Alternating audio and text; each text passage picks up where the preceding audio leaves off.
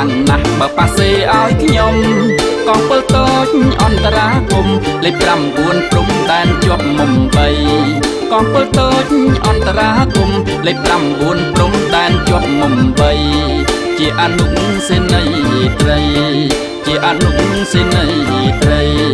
គេឈ្មោះពីរស់ល្បាញល្បីនៅជួរទឹកដីជាប់ជាព្រំដែនរុំអូនខំហាត់ខ្លួនយកទៅសាំងលួនលុតក្រាបច្បាំងបល័ងផុកផាយធ្វើម្ដេចឲ្យតែសាច់ណែនកាពីដីដែនសែនជោគជ័យយាធ្វើម្ដេចឲ្យតែសាច់ណែនកាពីដីដែនសែនជោគជ័យយាអនុសេនីយ៍ត្រីដូចគ្នាអនុសេនីយ៍ត្រីដូចគ្នាអូននឹងបងជាត្រង់យោធាឈរជើងកាពីព្រះវិហារខ្មែ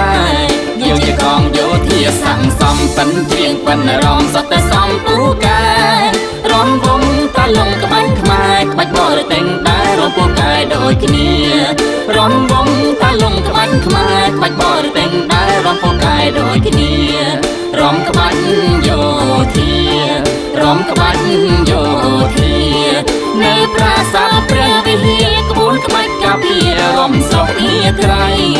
រូបបងជាកំឡោះសាច់ដុំរីឯនាងខ្ញុំក្រមុំសាច់មាត់ខៃ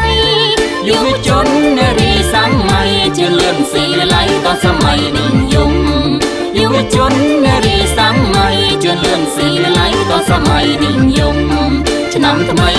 អង្គភិរមឆ្នាំថ្មីអង្គភិរមជាតិយើងត្រជាក់ត្រជុំទេវតាប្រព្រំសំសានរមនី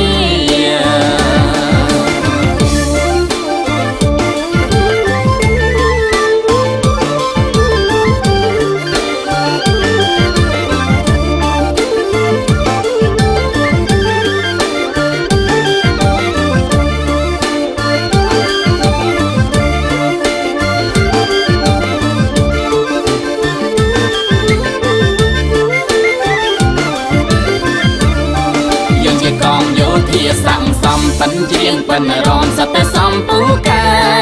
រំវងតលងក្បាច់ខ្មែរក្បាច់បរទេសដែររំពូកែដូចគ្នា